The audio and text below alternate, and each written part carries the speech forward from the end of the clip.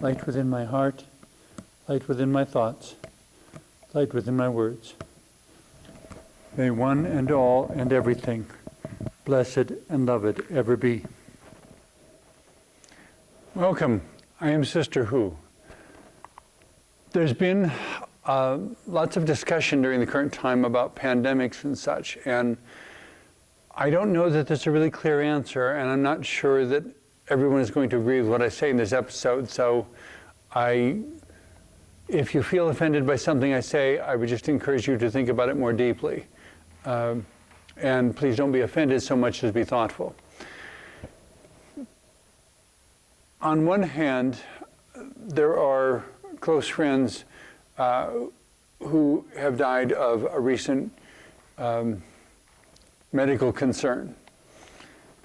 And on the other hand, I rather cringe at how politicians and the media have so overplayed the discussion of that particular concern that it's created a sort of public hysteria. And personally, I've had more trouble dealing with the public hysteria than dealing with the concern. But the prime example, I guess, for me as a gay man, when it comes to pandemics and such, is the example of the epidemic of, pandemic, I guess, but except they didn't call it a pandemic, the pandemic of AIDS, which has gone all around the world. And I think the last time I checked online to see what the cumulative global death toll for AIDS was, it was over 32 million. I don't know if there's any other disease in human history that comes close to that. But there are lessons that were learned, I hope, or that were offered, I guess. I don't know if they were learned or not, but they were offered during the AIDS epidemic that could be applied to everything after it as well. One of the first things that came up, first of all, it took a couple years to even have a test to confirm whether or not it was there. Then it took a few more years to convince the medical establishment to test the blood supply. Because when they figured out it was transferred by blood, there were a lot of people who were telling them you need to test the blood supply to make sure that you are not using blood that has the AIDS virus. And they kept saying it was financially, it would be too expensive, it's inadvisable. And someone in a movie that was made about this said, when the doctors become businessmen, to whom will the people turn for doctoring? And because of the resistance to testing the blood supply, there were a lot of people who were hemophiliacs who wound up contracting the AIDS virus.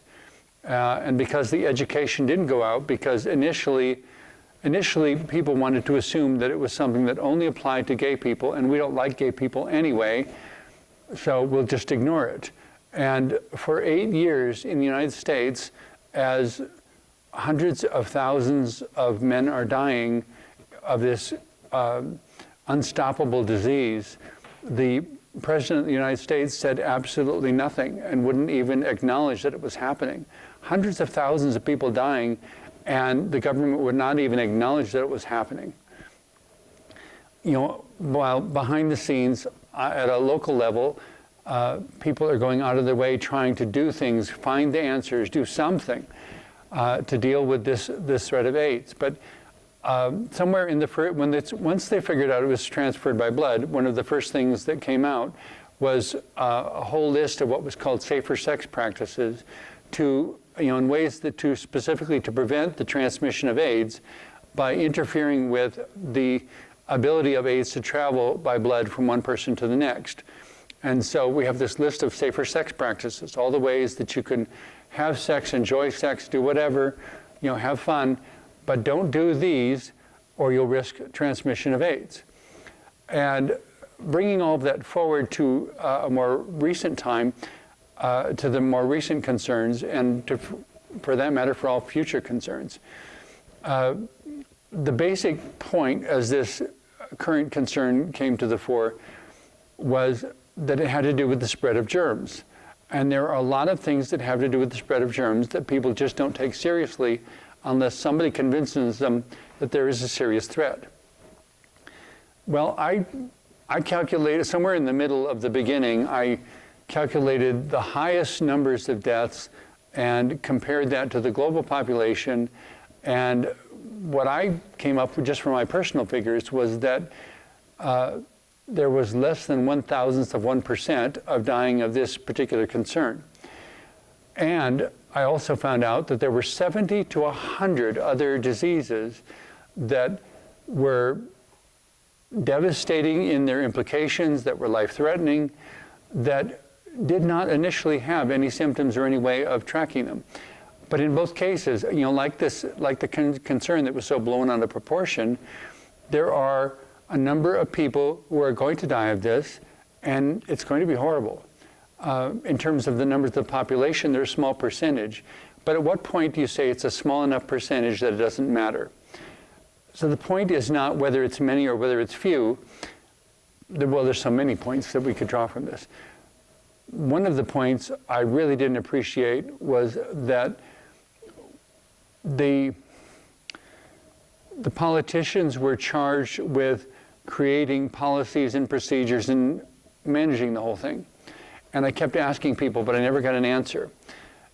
You didn't trust them before. Why do you trust them now? And the same with the media. Suddenly, if it was printed in the newspaper, it was considered to be absolutely true. You didn't trust them before. Why do you trust them now? And the problem with them creating this mass hysteria is that for both the media and politicians, it's a whole lot easier to control people who are afraid. And the more people were afraid, the more the politicians and the media weren't questioned. And I have, and another discussion that was never really had was whether there was some element of biological warfare going on. It was a discussion that never really came out into the public. All of that being noted, and all of that basically saying to all of us, use discernment, use intelligence, do fact-checking, and pay attention to all these basic health practices. In the same way, in the age of AIDS, we had safer sex practices that were promoted. We now have all these other practices that most people didn't pay attention to before, and unfortunately a lot of people still aren't paying attention to, that deter the spread of germs. The spread of any germ is bad. Don't wait for, even if it's only 1% of the population, don't be in the 1% that gets contacted by that germ. So it's things like washing hands, like paying attention to what people touch, like, well, and I suppose in that sense, there may be a lot of people get mad at me for saying this, but I've never been a sports fan, so you'll probably never find me in a football stadium or a baseball stadium surrounded by people who are screaming and yelling at the top of their lungs, venting spit all over each other. And I was like, who thought this up? I mean, or to go to a bar and to be in this dense, close situation, squished in with people who are smoking and drinking, and alcohol consumption is a choice. Do it responsibly, but do it not to excess, because there is no problem I can think of that isn't made worse by being drunk. You don't need to do it to excess where you wake up the next morning and can't remember what you did, and it's all kinds of embarrassing stuff that you don't want to live with, but you did it because you were drunk and you didn't know better. If you hadn't been drunk, you wouldn't have done things that you regret for the rest of your life. There are ways to enjoy alcohol without putting yourself in compromising situations. But when you put yourself in a situation where you're drunk, you're crowded, you're screaming, people are spitting on each other, you're essentially engaging in the equivalent of unsafe sexual practices and encouraging yourself to be among those who do contract germs that you really don't want to contract. These are just not things to take lightly. They're not things to consider, oh, it doesn't really matter. The fact that a given pandemic, that there's only a 1,000, that there's less than 1,000th of 1% of chance of me ever dying of it, does not mean that I can be irresponsible. I mean, a different subject, but same sort of dynamic. I have met people who insist that they can drive recklessly just because they have good insurance. having lots of car insurance does not make it wise to drive recklessly. You still have to drive intelligently if you don't want to be the one killed in the accident. To me, this is all common sense. But when I look at the way people drive and the way people behave in stores and at football games and baseball games, it's like, are you thinking at all? Do you have anything between your ears? This is crazy. I mean, in a sense, it's even playing Russian roulette, which I'm not even sure where the term Russian roulette got started, but it basically refers to having a gun with a revolver, revolving chamber, and there's only one bullet in it, and you spin the chamber and then put the gun to your head and pull the trigger. And because if there's 6 bullets in the gun, you have 5 chances of not shooting yourself, and 1 chance that you'll wind up shooting yourself in the head. Why would anyone play Russian roulette? Why would anyone engage in things that are potentially self-destructive behaviors? But when you get drunk so that you can no longer make intelligent choices, when you drive recklessly, it doesn't matter if the car insurance is going to cover the accident, you'll be the one in the body bag going to the morgue. There's just no excuse for not being intelligent, not using using that gray matter between your ears to make wise choices. And if you're doing all those things, you can do everything right and still come down with cancer, because ultimately no one's getting out of life alive. The question is not whether we're going to die, but when and how. But the invitation in all of that is to use all the resources at your disposal to be intelligent, to learn about the transmission of germs and diseases, to wash the doorknobs, to encourage more stores to have motion sensor doors so that nobody has to touch the door handle. To be mindful of where the contact happens, where the germs can spread, and put something in their way so that we can be a whole healthy population, and the most intelligent and gifted of our citizens don't have to be the ones who die first just because somebody was irresponsible. One of my friends, the reason she died was specifically because her housemate brought in a guest who had a particular germ and didn't tell her that there was a danger present in the house. And she was totally caught off guard. She was doing everything right, but she had not thought that she had to go to an extra level within her own home because somebody brought in a danger. That's where the mutual respect and communication has to happen. Part of using safer sex practices is not putting yourself in compromising situations. Part of not making really bad choices is not being the one who is drunk beyond making intelligent choices. Part of being the one with healthy lungs all the way to the end of your life and not ending your life hooked up to a machine for emphysema or what have you, is being the one who chooses not to smoke, who finds other ways of coping with stress and other ways of dealing with challenges, so that if one chooses to engage or not, because it is your choice, you either work against the negative effects or you prevent the negative effects from ever happening. But it comes down to our relationships, who were around. I mean, that was the whole point of the safer sex practices, is that it was not about relationships stopping, it was about relationships becoming more intelligent, and society and the nation becoming more intelligent, that we have ways to address this if we're willing to do it, if we're willing to if we're willing to develop enough self-discipline that this doesn't have to be the end of our story. And that on one hand, it's like, well, what if anybody in the world isn't living just like me? Well, there's probably reasons that they're not living just like you, and there are probably reasons that they're not making the same choices you are. But there's no reason that you can't help educate them in how to do what they do more intelligently. Because ultimately, it's not about proceeding only on what you know.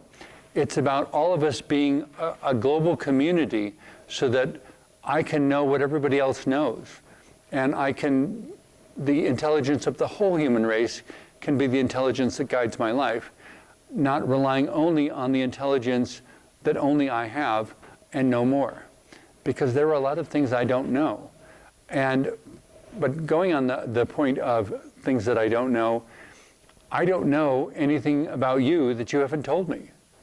And if you don't have the ability to be honest with me and to be open with me about what the situations are, and if I don't have the ability to be open and honest with you about what the situations are, then it comes back to, well, and the one thing I haven't really touched on, as we're almost running out of time here, is how all of this feeds very much out of the pandemic of narcissism, which is a mental illness, not a physical one, but actually has done far more damage in our world than any physical pandemic has ever done. Because the more people look at themselves in a narcissistic way and try to live life in a narcissistic way, as if the universe revolved around them, and all that matters is that I have what I need. Well, it takes resources away from other people, and it stops them from being concerned about what their effect on other people is. If you're living in a narcissistic way, you probably aren't all that concerned about what germs you spread to other people. You're only concerned about what germs other people spread to you. And it needs to be both. But if you, at the same time, having said that, the other thing that comes to my mind, though, is when people want to make a general rule of guilty until proven innocent. And it doesn't give the freedom, and it doesn't give love a chance. It doesn't give you the freedom to make the choices and to learn and to use discernment in the ways that allow you to make the most of life. And I don't know that we'll ever have a test for every germ there is. But if we can understand how germs move from one place to another, when the whole current health concern started, one of the things I did was to add devices to my house that filter the air and that keep things clean more, and to be more mindful of who comes to visit and who doesn't, and be more involved in each other's lives, to know, have you experienced anything? And to have more trust with visitors who have not experienced anything than those who have experienced something and haven't done anything about it. Sometimes I'm around people in stores, and because I have a service dog, they'll walk up and start petting my dog without asking permission or anything.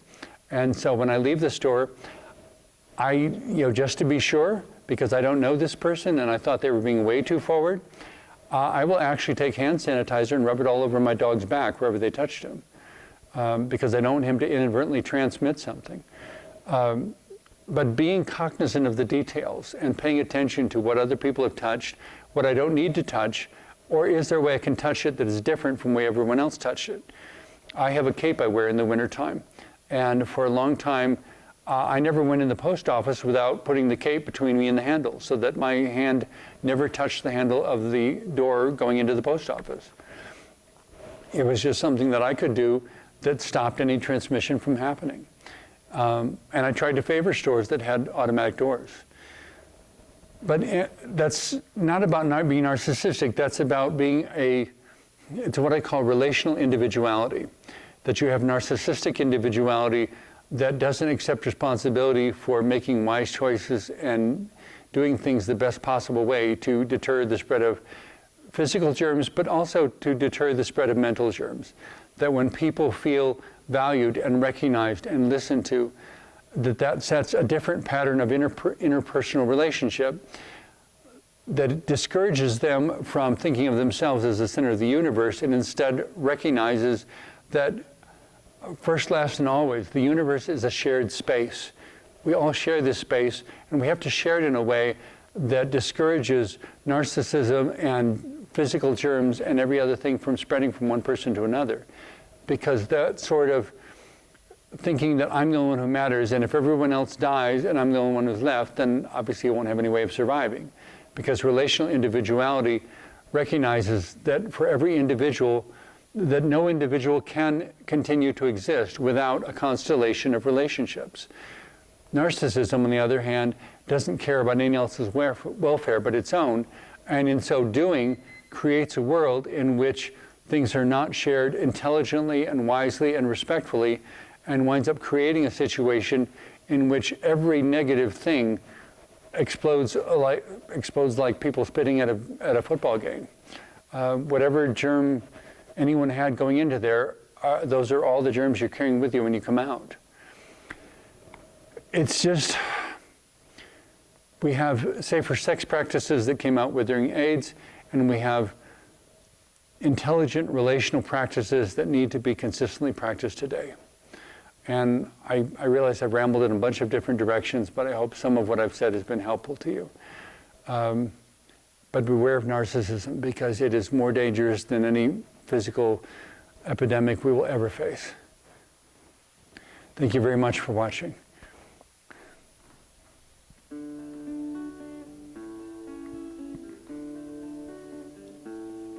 As the sun fades and night like a blanket unfolds o'er the land and o'er me, I climb into bed, too many thoughts in my head, and close my eyes in order to see. In my dreams you ever are with me, and we talk of the struggles that be. I rest in your embrace and look up toward your face, and a whispered prayer send up to thee. Bless us with hope for tomorrow. Please bless us with love for today. In peace may we recall our yesterdays all, and know truth all along the way. I climbed out of bed just this morning with a plan of what this day would be. Then a telephone call with bad news changed it all, everything that I thought would be. I heard rain start to beat on the window. I heard thunder rumbling loud overhead. I hung up the phone, sat down and moaned, and whispered a prayer up to thee. Bless us with hope for tomorrow. Please bless us with love for today. In peace may we recall our yesterdays all, and know truth all along the way. All the memories of what I have been through, all those hard times I thought would kill me, for the man I've become because of each one, I can almost say just let it be. I don't need to forget all the sorrow, 'cause it's not everything I have known. Woven throughout the dark is a bright holy spark, so a whisper again goes to thee. Bless us with hope for tomorrow. Please bless us with love for today.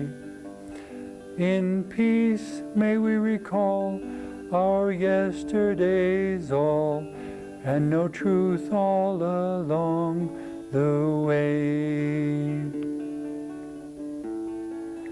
Bless us with hope for tomorrow. Please bless us with hope for today. In peace may we recall our yesterdays all, and know truth all along the way. And know truth all along the way.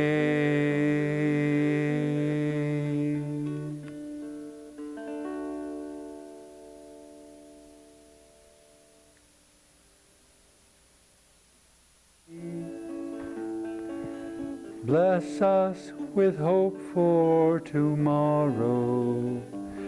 Please bless us with love for today.